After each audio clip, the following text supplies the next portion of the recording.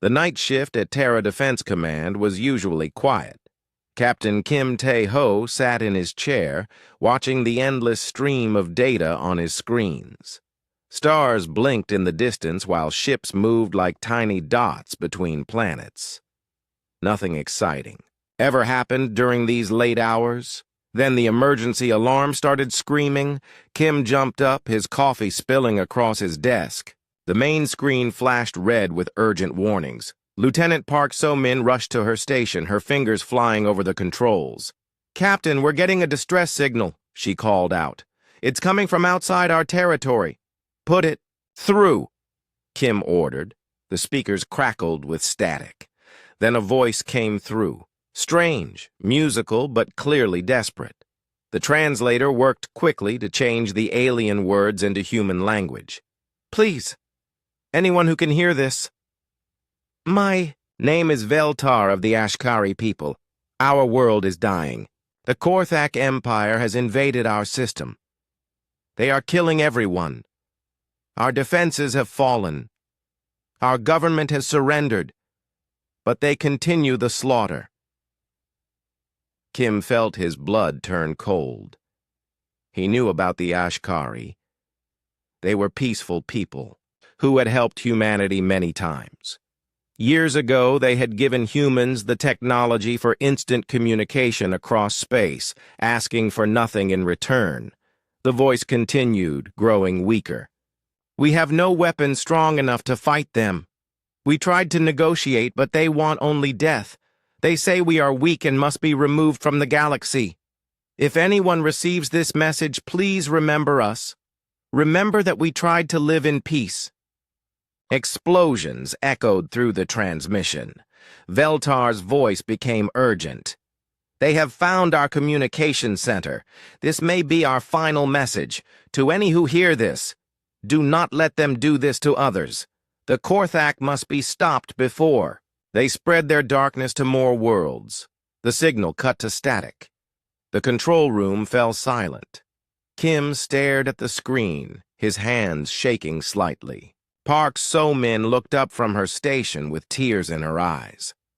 "Captain, I've traced the signal," she said quietly. "It came from the Nethys system, 47 light-years away. The timestamp shows it was sent 3 days ago." 3 days.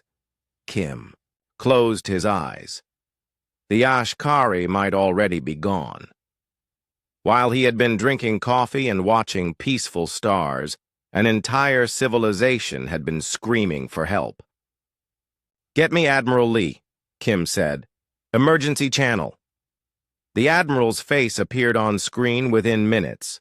Lee Dong-wook looked tired, but his eyes sharpened when he saw Kim's expression. "What is it, Captain?" "Sir, we've received a distress call from the Ashkari homeworld. They're under attack by the Korthak Empire. The transmission is 3 days old." Admiral Lee was quiet for a long moment. Kim could see the anger building in the older man's face. Everyone in the military knew about the Korthak. They were a cruel empire that destroyed entire species for fun. They had tried to attack human colonies before, but had always retreated when faced with real resistance. "Send me everything," Lee said finally. "Every detail of that transmission." "Yes." "Sir, Admiral, what are our orders?" Lee's voice was cold as steel. "Prep the Armada, Captain, all of it. Every ship, every Marine, every pilot. The Deathworlders are going to war." The connection ended. Kim turned to his crew, who had heard every word. "You heard the Admiral," he said. "Send the activation codes to every fleet base. Mars shipyards, Luna Station, Europa Dock, all the outer colonies. Tell them this is Priority Alpha, maximum mobilization." Park So-min's fingers flew over her controls. Within minutes, emergency signals were flashing across human space. On Mars, huge factories that built warships began working at full speed. On Luna, The elite Marine divisions started loading onto transport ships. Around Jupiter's moons, the massive battle cruisers powered up their engines. Kim walked to the observation window and looked out at the stars. Somewhere out there, 47 light-years away, the Ashkari were fighting for their lives. Or maybe they were already dead. Either way, humanity was coming. The Ashkari had been friends to humanity when others ignored the new species from Earth. When human colonies needed better communication systems, the Ashkari had freely shared their technology. When human scientists wanted to learn about peaceful conflict resolution, Ashkari teachers had come to Earth. They had never asked for anything in return. They never demanded payment or territory or special treatment. They simply helped because it was right. Now they needed help, and Kim knew that every human who heard that desperate message would feel the same burning anger in their chest. "Captain," Park So-min called out, "I'm getting responses from the fleet. Commands. Mars shipyards report they can have 200 ships ready in 18 hours. Luna Base says the Death Corps Marines are already boarding transports. Europa Station?" "Sir, they're launching the dreadnought Indomitable Will." Kim nodded. The Indomitable Will was the largest warship humanity had ever built. They only brought it out for the worst emergencies. "What about the other species?" he asked. "Are any of them responding to the Ashkari distress call?" Park So-min checked her screens. "No, sir. The Galactic Council sent a formal statement of concern, but no military action. The Zephyrian Trade Confederation says it's not their business. The Nexari Empire hasn't responded at all." Kim wasn't surprised. Most alien species saw the Ashkari as too weak to bother with. They were peaceful, so they must be useless. Only, humans seemed to understand that being peaceful and being weak were not the same thing. "Sir," another officer called out, "Admiral Lee is requesting a full briefing on Korthak military capabilities."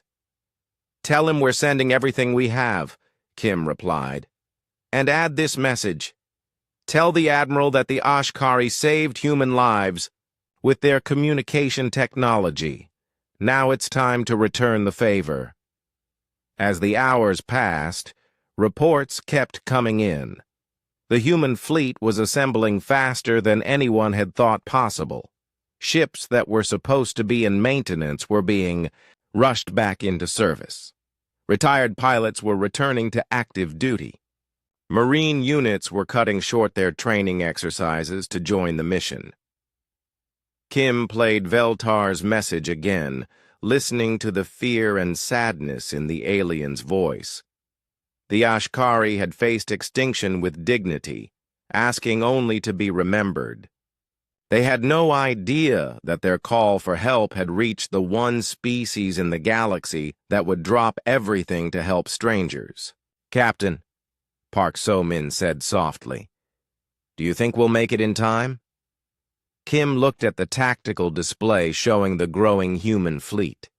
800 ships and counting, the largest military force humanity had assembled since the early colony wars. "I don't know," he said honestly. "But the Korthak are about to learn something about humans. We protect our friends, and we don't forgive those who hurt them." Outside the window, the first ships were already jumping to hyperspace, racing toward a distant star system where aliens who had shown kindness to humanity were fighting for their lives. The Deathworlders were coming, and they were bringing everything they had. Admiral Lee Dong-wook stood in the war room at Terra Command, watching the biggest military mobilization in human history unfold on the screens around him. Every few minutes, new reports came in. More ships joining the fleet, more Marines volunteering for the mission. More colonies offering their resources. General Choi Hyun-sik entered the room, still putting on his uniform jacket. The head of the Marine Corps looked like he had been woken from deep sleep, but his eyes were alert and angry. How? Bad is it? Choi asked. See for yourself, Lee replied, pointing to the main display. The screen showed intelligence reports about the Korthak Empire, pictures of destroyed worlds, lists of extinct species, video recordings of Korthak soldiers executing prisoners. It was the kind of systematic cruelty that made humans sick to their stomachs. Fleet Admiral Yoon Ji-hye arrived next, followed by Dr. Nam Woo-jin from the Xenological Affairs Department. Soon the room was filled with humanity's top military commanders and scientists. Before we begin, Lee said, I want everyone to understand what we're dealing with. Dr. Nam, tell us about the Ashkari. Dr. Nam activated a holographic display showing the Ashkari homeworld. The Ashkari are one of the most peaceful species in the galaxy. They haven't fought a war in over 2,000 years. Their entire culture is built around cooperation and knowledge sharing. The display changed to show Ashkari technology. They're also incredibly advanced. The quantum communication system that connects all our colonies, that came from them. The medical scanners in our hospitals, Ashkari design, the gravity generators on our ships, based on their research. And they gave us all of this for free, Admiral Yoon added. When we first met them, we were still using primitive radio signals. They could have ignored us or demanded payment. Instead, they shared their knowledge because they believed it would help us become better. Lee nodded. Now tell us about the Korthak. The hologram changed to show a very different picture. Massive gray ships, soldiers in dark armor, burning cities. The Korthak Empire believes that weak species should be eliminated, Dr. Nam explained. They don't conquer planets to rule them. They destroy entire populations and take the empty worlds. In the last 50 years, they've wiped out 12 different species. General Choi slammed his fist on the table. And the Galactic Council does nothing? The Council talks, Dr. Nam said sadly. They hold meetings and pass resolutions. But they never act. Most species are too afraid of the Korthak, or they think it's not their problem. Well, it's our problem now, Lee declared. Commander Shin, what's our fleet status? Commander Shin Min-ho stepped forward with a data pad. Sir, Mars shipyards report 420 ships ready for deployment. That includes 30 heavy cruisers and 8 dreadnoughts. Luna Base has the entire Death Corps ready to go. That's 50,000 Marines. Europa Station is launching the Indomitable Will within the hour. Lee was impressed. In less than 24 hours, humanity had assembled the largest war fleet in their history. What about the outer colonies? Admiral Yoon asked. Every colony is contributing, Shin replied. Titan Station sent their entire mining fleet. Those ships might not look like much, but they're tough and well-armed. The asteroid belt miners are bringing their heavy construction equipment. Even the research stations are sending their escort ships. Colonel Yang Haiwon, commander of the elite Death Corps, spoke up. Admiral, my Marines are ready for immediate deployment, but I have to ask, are we sure about this? The Ashkari system is 47 light-years away. We'll be completely cut off from support. Lee looked around the room. Anyone else have concerns about this mission? Captain Jang Sung-hwan raised his hand. Sir, the Indomitable Will is ready for combat, but our intelligence on Korthak's ship capabilities is limited. We could be walking into a trap. That's a fair point, Lee acknowledged. But let me ask you something. How many of you have family members who are alive today because of Ashkari medical technology? Several hands went up around the room. How many of you have served on ships with Ashkari-designed systems? More hands. The Ashkari helped us when we were nobody. a small new species that most of the galaxy ignored. They shared their knowledge, their technology, their friendship. They never asked for anything in return. Lee's voice grew hard. Now they're dying, and we're the only ones who care enough to help. The room was silent for a moment. Then General Choi spoke up. "My daughter was born with a heart defect," he said quietly. "The doctors saved her using an Ashkari medical scanner. She's 22 now and serves on a colony ship." He looked around the room. "I volunteer the entire Marine Corps for this mission. My ship runs on Ashkari gravity generators," Captain Jang added. "Without their technology, we'd still be using chemical rockets. Count the indomitable will in." One by one, every commander in the room volunteered their forces. Lee felt a surge of pride in his species. This was what made humans different from the other races in the galaxy. When friends were in trouble, humans didn't calculate the costs or worry about political consequences. They just helped. "All right, then," Lee said. "Here's the plan. We jump to the Nethys system with everything we have. No stealth, no reconnaissance. We go in fast and hard. The Korthak won't expect a response this massive this quickly." "What if we're too late?" Colonel Yang asked. "What if the Ashkari are already gone?" Lee's expression darkened. "Then we make sure the Korthak pay for what they've done, and we make sure they never do it again." Admiral Yoon brought up a tactical display. "The journey will take us through neutral space. Some of the other species might try to stop us." "Let them try," Lee replied. "We're not asking permission to save our friends." Dr. Nam cleared his throat. "Admiral, there's something else you should know.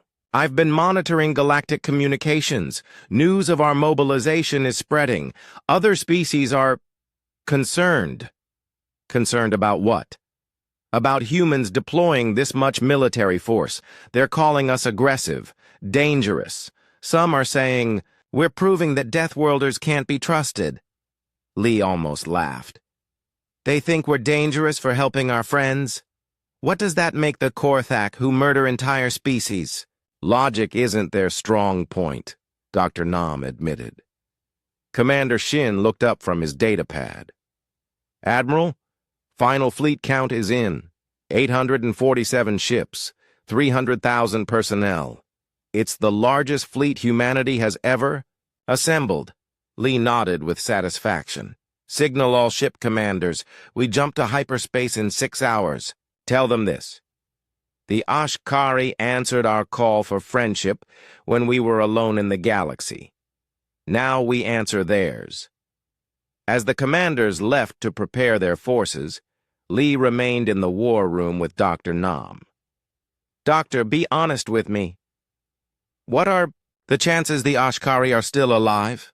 Dr. Nam was quiet for a moment. "The Korthak usually take several weeks to completely eliminate a population. They're thorough. If we're lucky, some Ashkari are still holding out in fortified positions. And if we're not lucky, then we're about to fight the biggest battle in human history to avenge people who died 3 days ago." Lee walked to the window overlooking the orbital shipyards. Hundreds of ships were preparing for departure, transports loaded with Marines, cruisers bristling with weapons. The massive bulk of the dreadnoughts, humanity's most powerful warships. In a few hours, this entire fleet would jump into hyperspace and race toward a distant star system. They might arrive to find their friends already dead. They might face a Korthak fleet larger than anything humanity had ever fought. But they were going anyway, because that's what friends did for each other. "Doctor," Lee said, "make sure our message logs are updated. If we don't come back, I want the record to show why we went." "What should it say, Admiral?" Lee thought for a moment. "It should say that when the Ashkari called for help, humanity answered. Because that's what good friends do." The human armada tore through hyperspace like an angry comet. 847 ships moving faster than most species thought safe. Admiral Lee stood on the bridge of the flagship Terran Retribution, watching the swirling colors of hyperspace rush past the windows. "How much longer?" he asked. Commander Park Junseo checked his instruments. 18 hours to the Nethys system, sir. We're pushing the engines past recommended limits, but they're holding together. Good. Send a message to all ships. Tell them to prepare for immediate combat when we drop out of hyperspace. Throughout the fleet, Marines checked their weapons. Pilots ran final tests on their fighters. Engineers made sure every system was working perfectly. Everyone knew this might be the most important battle humanity had ever fought. Captain Hong Min-ji commanded the stealth ship Shadow Walker, racing ahead of the main fleet. Her job was to scout the target system and report what they would find. "There, coming up on the edge of the Nethys system," her navigator reported. "Drop us out of hyperspace," Hong ordered. "Passive sensors only. I don't want them to know we're here." The Shadow Walker slipped back into normal space at the very edge of the star system. Hong's crew immediately began scanning for enemy ships and checking on the Ashkari worlds. What they found made Hong's blood run cold. "Captain," her sensor officer called out, "I'm reading massive energy signatures throughout the system. Korthak ships everywhere. At least 200 vessels." "What? About the planets?" The sensor officer's voice was grim. 3 Ashkari worlds in this system. 2 of them... Ma'am, they're not reading any life signs.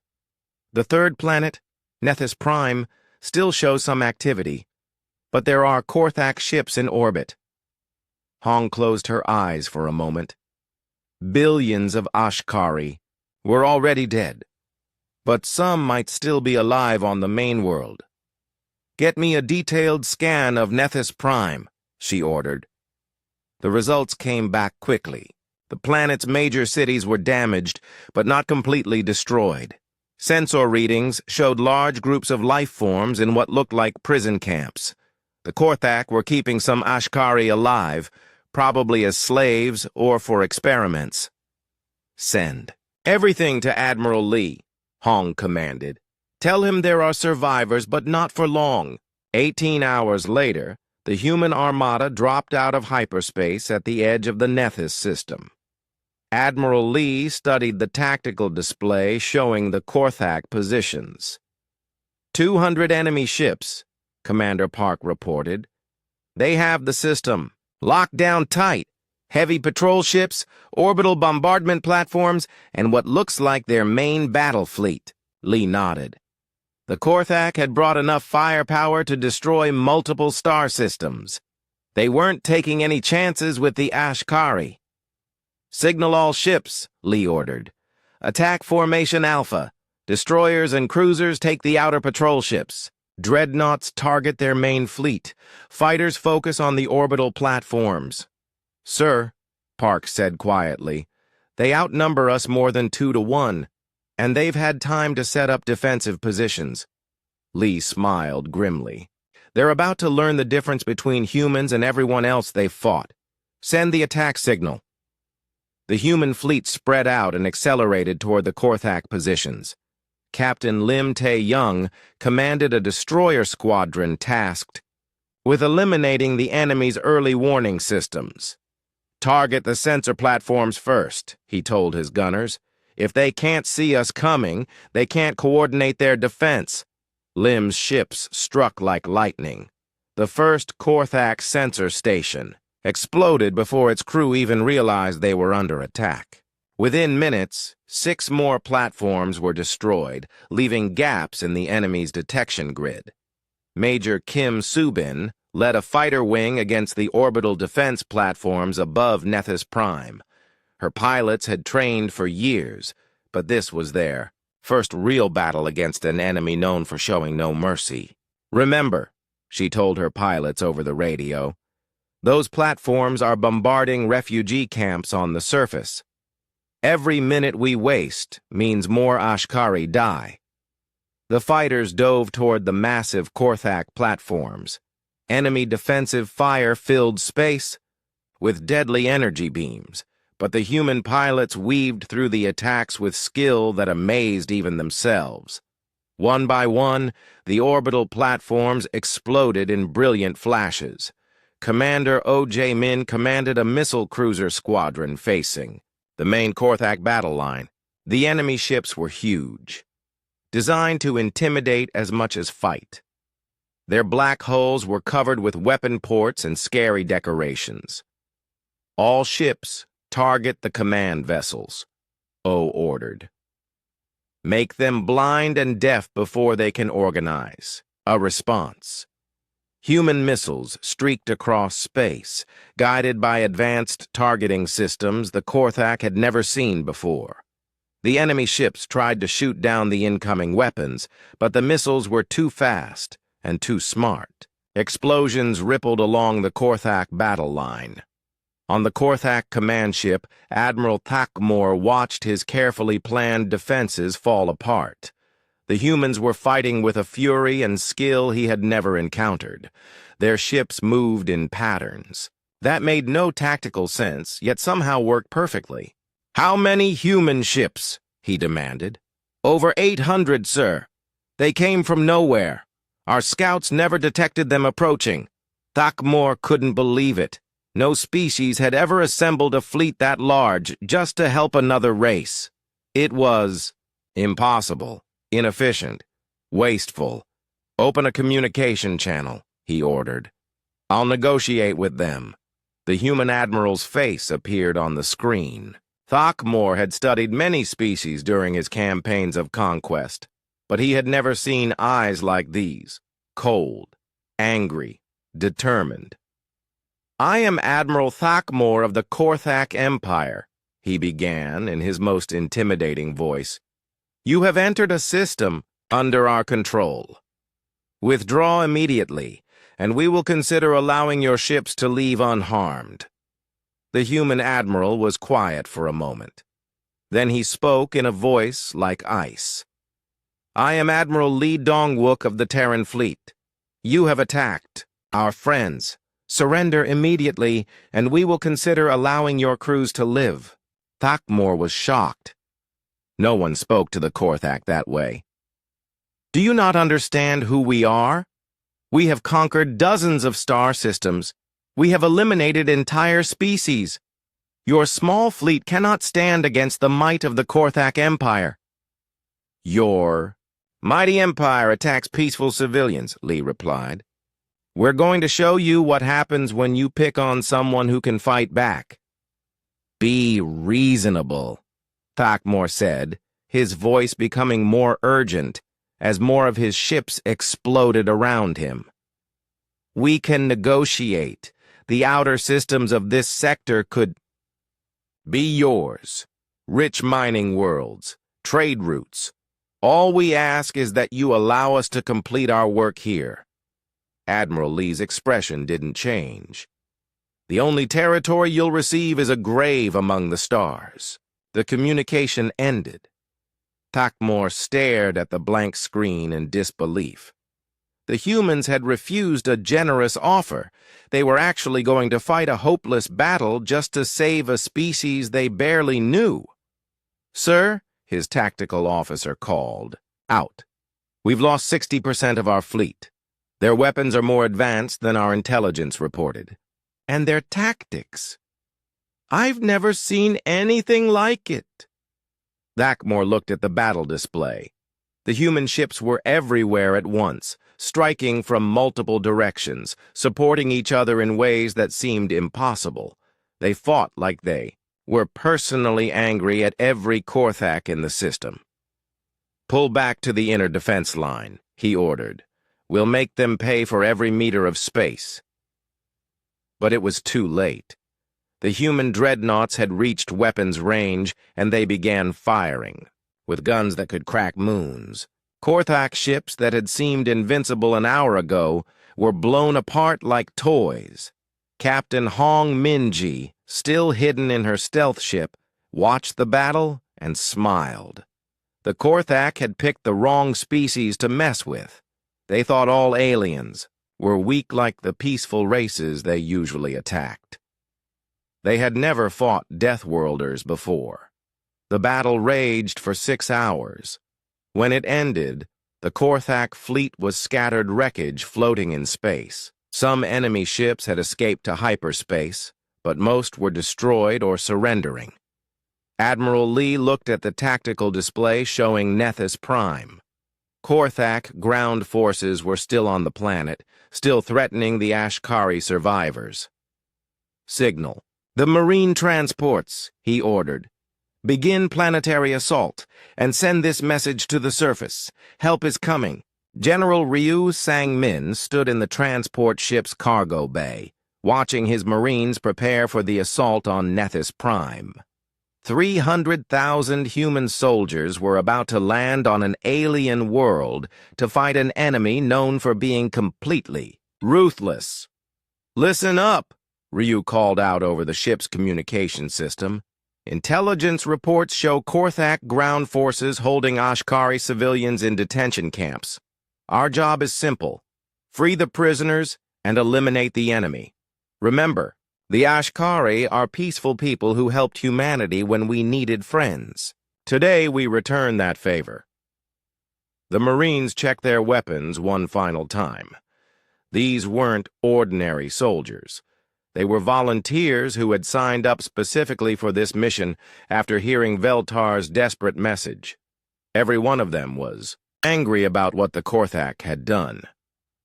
Major Song Yeonji commanded the 3rd Assault Battalion, tasked with liberating the largest detention facility. As her transport ship broke through the planet's atmosphere, she could see the damage below.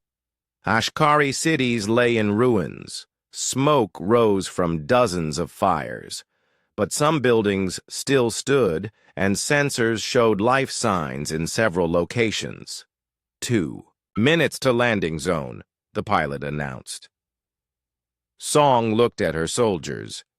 They were young, tough humans from colonies across space. Some had never been in a real battle before, but their faces showed the same grim determination. "Remember," she told them, "the Ashkari saved human lives with their medical technology. Some of your families might be alive because of them. Now, they need us." The transport ship landed hard in a field outside the detention facility. Song's Marines poured out, immediately coming under fire from Korthak defensive positions. The enemy. Soldiers were large, wearing heavy armor that made them look like walking tanks. But the humans were faster, smarter, and angrier. Sergeant Kang Do-hyun led his squad against a Korthak bunker. The enemy had superior firepower, but they weren't used to fighting soldiers who actually fought back. Most species the Korthak conquered were peaceful civilians with no military training. "Grenades now!"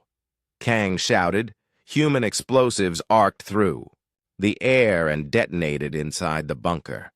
The Korthak soldiers inside had never faced weapons designed by a species that had spent centuries perfecting the art of war.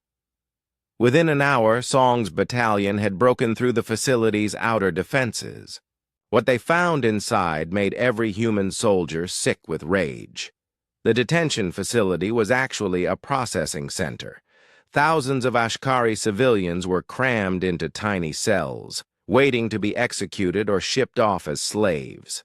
Many showed signs of medical experiments. Children were separated from their parents. The elderly and sick had been left to die without food or water. "Medics, get in here now," Song called into her radio. "We need every doctor and medical scanner we have." In one of the larger cells, Song found an Ashkari who looked familiar. The alien was thin and weak, but his eyes still showed intelligence and hope. "Are you Veltar?" she asked. The Ashkari looked up in amazement. You're human, but how? How did you get here?" "We received your message," Song explained, helping him to his feet. "All of humanity heard your call for help. We came as fast as we could. Veltar's legs could barely support him, but he managed to stand. You traveled 47 light years to help us. But why? We have nothing to offer in return. Song looked around at the hundreds of Ashkari prisoners being freed by her soldiers. You're our friends. That's enough. Meanwhile, Sergeant Kong's squad had discovered something that made their anger turn to pure fury. In a building behind the main facility, they found laboratories where Korthak scientists were conducting experiments on Ashkari children. Sweet mother of... one of the Marines whispered, looking at the scientific equipment designed for torture. Kang felt something snap inside his mind. He had seen war before, but this was different. This was evil in its purest form. The Korthak weren't just conquering territory or stealing resources. They were enjoying the suffering they caused. Call for backup, he told his radio operator. Then we're going to kill every Korthak in this building. What happened next became legendary among human military forces. Kang's squad, normally disciplined professional soldiers, went into a battle rage that terrified even their own officers. They moved through the laboratory complex like an unstoppable force, eliminating every enemy they found. Other human units across the planet were having similar experiences. Colonel Bae Young-soo's armored division encountered a Korthak facility where alien scientists were testing biological weapons on Ashkari volunteers. The normally calm colonel ordered his tanks to level the entire complex. Captain An Ye-rin, a military doctor, found Korthak medical experiments that made her physically sick. She had spent years studying alien biology to help wounded soldiers. Seeing that knowledge used for torture filled her with a cold anger that surprised everyone, who knew her gentle nature. Patch up our people and the Ashkari, she told her medical teams. Leave the Korthak for last. Lieutenant Moon Jae-sung, an engineer tasked with restoring planetary infrastructure, discovered that the Korthak had poisoned several water treatment facilities. They weren't content to just kill the Ashkari quickly. They wanted them to suffer as much as possible first. Fix the water systems first, he ordered his teams. Then we work on power and communications. The Ashkari need to know they're safe. The battle for Nethys Prime lasted 3 days. Human forces fought with a determination that shocked even veteran Korthak commanders. These weren't the peaceful, weak aliens the Korthak usually faced. These were soldiers from a world where everything was dangerous, and they had learned to fight accordingly. On the final day, the Korthak ground commander, Vexagoth, made one last desperate move. He had planted nuclear weapons under several cities, where Ashkari refugees were hiding. If he couldn't have the planet, he would make sure nobody could. Surrender now, he broadcast to the human forces, or I will detonate weapons that will kill millions of civilians. The response came from Commander Lee Sung-joon of the orbital cruiser Righteous Anger. We don't negotiate with terrorists. Vexagoth activated the weapons, but Lee was ready. His ship dove toward the planet at maximum speed, using its sensors to locate the nuclear devices. As each weapon began its countdown, Lee's crew fired precision strikes to destroy them. Most of the weapons were eliminated safely, but one device, hidden in a crowded refugee center, couldn't be targeted without risking civilian lives. "This is Commander Lee to all stations," came the voice over the radio. "I'm going to ram the facility directly. It's the only way to contain the explosion." "Negative," came Admiral Lee's voice from orbit. "Find another way." "There is no other way, sir. Tell my family I love them." The Righteous Anger crashed directly into the building containing the weapon. The nuclear explosion was contained by the ship's hull, saving 2 million Ashkari refugees at the cost of Lee's entire crew. When the fighting finally ended, over 12,000 humans had died freeing Nethys Prime. But they had saved 8 million Ashkari civilians and eliminated an entire Korthak occupation force. General Ryu stood in the main refugee camp, watching his medics treat wounded Ashkari. Many of the aliens were still in shock. They couldn't understand why strangers had traveled so far to help them. General, Major Song approached with Veltar beside her. The Ashkari looked much better after medical treatment, but his eyes still showed the trauma of what he had experienced.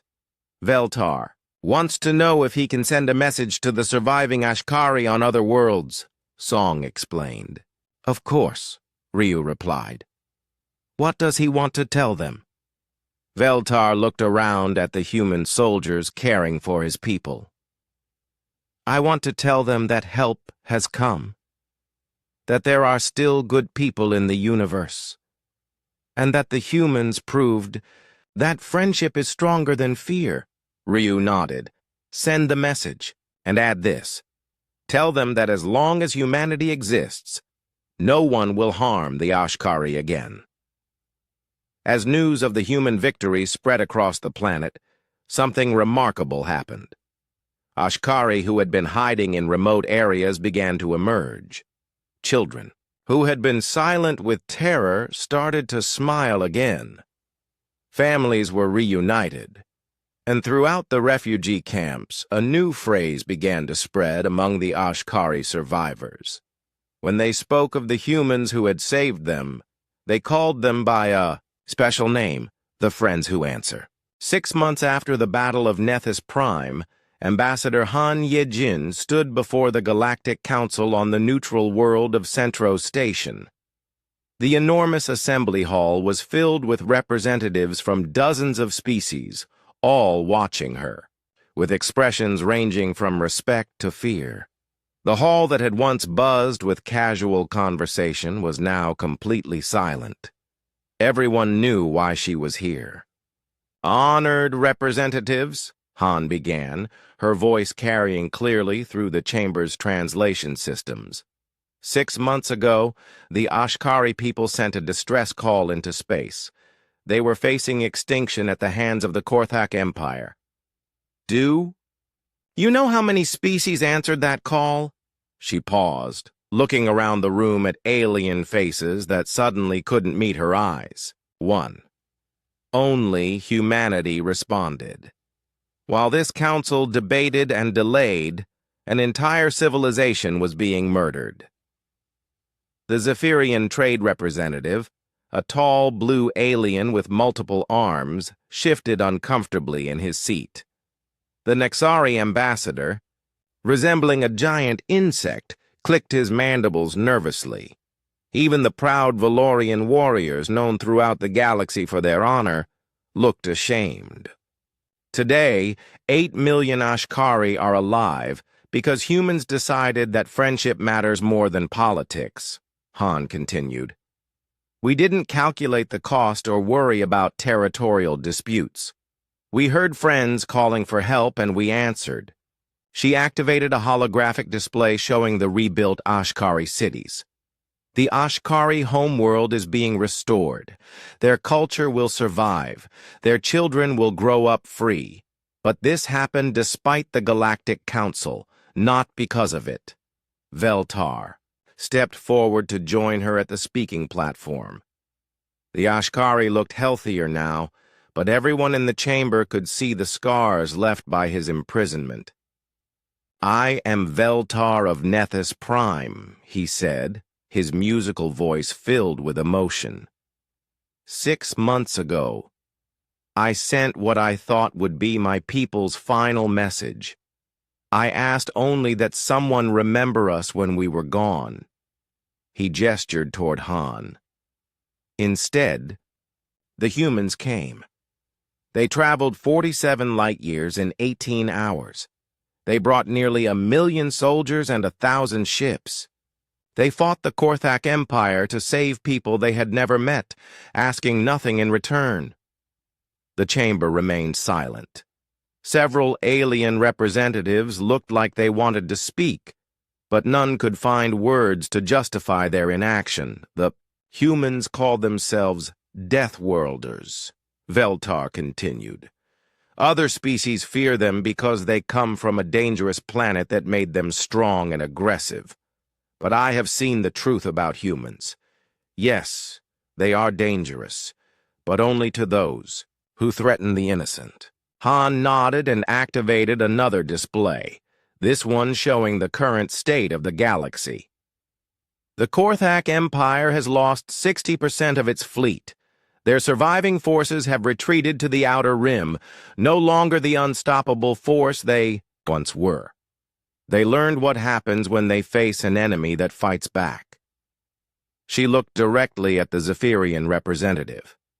I understand that some of you have concerns about human military actions. The Zephyrian Confederation has complained that our response was disproportionate and aggressive. The blue alien stood up nervously. Ambassador Han, surely you understand our position. Deploying such a massive fleet sets a dangerous precedent. What if other species begin to think military action is acceptable? Han's expression hardened. You mean military action like rescuing genocide victims, like stopping a campaign of extermination? Yes, we certainly hope other species will think that's acceptable. But the economic disruption, the Zephyrian protested. Trade routes were affected. Commercial schedules were delayed. The entire chamber fell silent. Even the other alien representatives looked shocked at this argument. Let me understand, Han said slowly. You're complaining that saving 8 million lives interfered with your shipping schedules? The Zephyrian sat down quickly, realizing how his words sounded. The Nexari ambassador spoke up next, his translated voice buzzing through the speakers. The Nexari Empire appreciates human enthusiasm for justice. However, we must consider the broader implications. What if every species began deploying military forces whenever they disapproved of others' actions? Are you comparing genocide to a political disagreement? Han asked. Well, no, but the principle... There is no principle here except basic decency, Han interrupted. The Korthak were committing genocide. Anyone with a conscience should have acted to stop them. Dr. Kim Boram, the new head of human interspecies Relations, stepped forward to join the presentation. Let me share something that might interest this council. In the 6 months since the Battle of Nethys Prime, we've received formal requests for defense agreements from 47 different species. Murmurs spread through the chamber. Apparently, Dr. Kim continued, news travels fast in the galaxy. Species that were previously content to ignore threats to their neighbors are suddenly very interested in having friends who actually show up when needed. She activated a new display showing communication logs. We've also received intelligence, reports about Korthak movements from 16 different governments. The same governments that refused to help the Ashkari are now eager to share information about Korthak activities in their regions. The Valorian representative, a massive warrior in ceremonial armor, stood up. The Valorian clans formally request a mutual defense pact with humanity. We have always respected strength and honor. The humans have demonstrated both. Granted, Han replied immediately. We're always happy to work with honorable warriors. One by one, other species began requesting formal alliances with humanity. The Crystalline Collective, known for their advanced technology. The Nomad Fleets, masters of space navigation. Even some of the minor species that had been ignored by the major powers. The Zephyrian representative looked alarmed. Wait, You can't just form military alliances in the middle of a council session. Why not? Han asked. This council seems to specialize in talking while doing nothing. We prefer action over endless debate. As the session continued, it became clear that the balance of power in the galaxy had shifted permanently. Humanity had gone from being an ignored newcomer species to the center of a growing alliance of worlds that actually cared about protecting each other.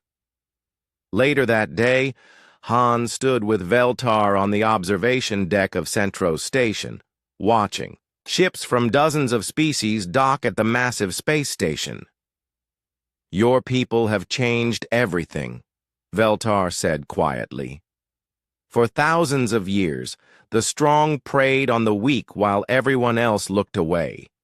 Now, for the first time, the weak have protectors. The Ashkari aren't weak, Han replied. You're peaceful. That's very different. And peace is something worth protecting. What will happen now? Veltar asked. Will humans become the new dominant power in the galaxy? Han considered the question. I don't think humans want to dominate anyone.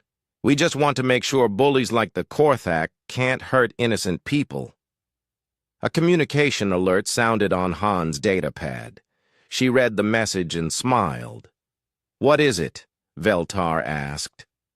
A distress call from the Andromeda contact zone. A peaceful species called the Mer'ani are under attack by raiders. The message was sent to Terra Command. Will you respond? Han looked out at the stars, thinking of Captain Kim Tae-ho back at Terra Defense Command, probably reading the same message right now. She thought of Admiral Lee and the rebuilt human fleet, always ready to help those who couldn't help themselves. Oh yes, she said, we'll respond. That's what friends do. 3 days later, news reached Centros Station that a human fleet had arrived in the Andromeda contact zone. The raiders had taken one look at the approaching ships and fled without firing a shot. The Mer'ani were safe, and another species learned that calling for help wasn't hopeless anymore. Standing in the memorial garden that had been built on Nethys Prime, Veltar watched Ashkari children play among flowers planted by human Marines. The children laughed and ran without fear, growing up in a world where they knew they were protected. On the garden's central monument, carved in both Ashkari script and human letters, was a simple message. To the friends who answer, may your example light the way for all who hear the cry of those in need. Below that, in smaller text, were the names of 12,847 humans who had given their lives to save people they had never met. At the bottom of the list was a final line. They came when we called. We will remember forever. As Veltar watched the children play, he thought about the message that had started it all. A desperate cry for help, sent into the darkness of space, hoping someone would care enough to listen. The humans had listened, and the galaxy would never be the same.